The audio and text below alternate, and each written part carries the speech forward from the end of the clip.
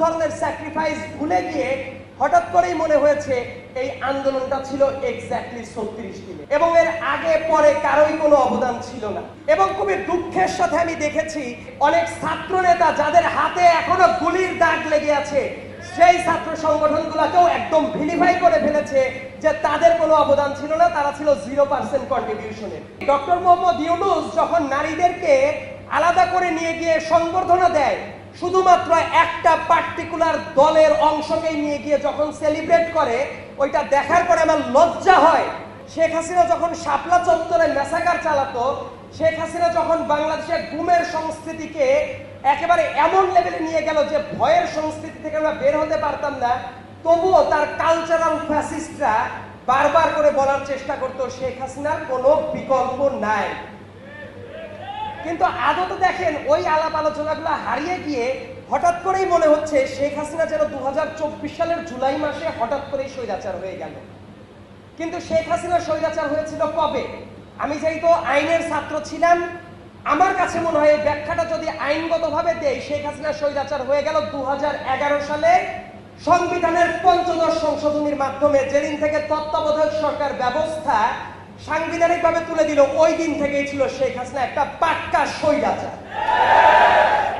কিন্তু অনেকের কাছে মনে হয়েছে যখন তাদের চাকরির পর আঘাত আসলো, তারা শেখ হাসিনার কেরানি হইতে পারবে না, ওই সময় থেকে তাদের কাছে মনে হওয়া শুরু করলো শেখ হাসিনা বোধহয় হঠাৎ করেই খারাপ হয়ে গেছে।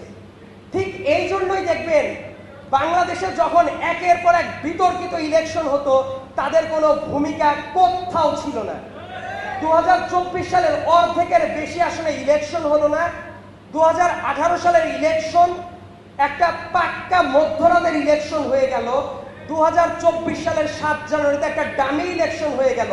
অথচ এই ঢাকা বিশ্ববিদ্যালয়ে এমন অনেক শিক্ষককে আমি চিনি, এখনকার অনেক বিপ্লবীদের আমি চিনি, যারা ওই ডামি ইলেকশনেও শেখ হাসিনার ভোট দিয়ে তাদের হাতে ওই কলঙ্কের কালি লাগিয়ে তারা শেখ হাসিনাকে বৈধতা দিয়েছিল।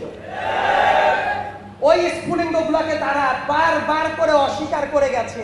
পিলখানা ট্র্যাজেডির কথা তারা ভুলে গেছে, 1/11-র কথা ভুলে গেছে, শাপলা চত্বরের কথা ভুলে গেছে। প্রত্যেকটা গুম যখন হয়েছে, সেই পরিবারগুলোর সাথে কি অমানসিক নিপীড়ন চালানো হয়েছে, তারা সেই সব ধরনের স্যাক্রিফাইস ভুলে গিয়ে হঠাৎ করেই মনে হয়েছে এই আন্দোলনটা ছিল এক্স্যাক্টলি 36 দিনে এবং এর আগে পরে কারোই কোনো অবদান ছিল না।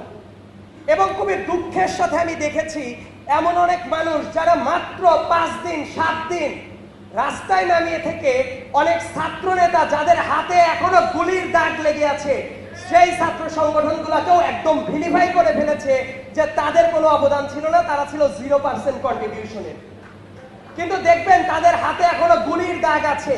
এবং আজকে আবিদ সাহেব যখন কথা বলছে, এই আন্দোলনের একজন ফ্রন্টলাইনার হিসেবে সে যেভাবে কন্ট্রিবিউশন রেখেছে, শুধু এক আবিদ সাহেব একা না, আমার ডিপার্টমেন্টের অনেক ছোট ভাইদেরকে দেখেছি যেভাবে রাস্তায় পড়েছিল। আন্দোলনটা শেষ, তাদেরকে আস্তে করে সাইড করে দেওয়া হয়েছে।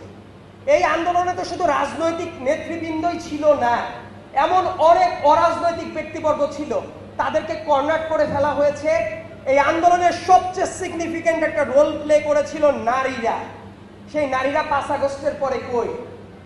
এমনকি ডক্টর মোহাম্মদ ইউনূস যখন নারীদেরকে আলাদা করে নিয়ে গিয়ে সংবর্ধনা দেয়, শুধুমাত্র একটা পার্টিকুলার দলের অংশকেই নিয়ে গিয়ে যখন সেলিব্রেট করে, ওইটা দেখার পরে আমার লজ্জা হয় যে অন্যান্য প্রত্যেকটা রাজনৈতিক দলের যারা নেতৃবৃন্দ ছিল, নারী নেতৃত্ববৃন্দ, তারা কোথায়?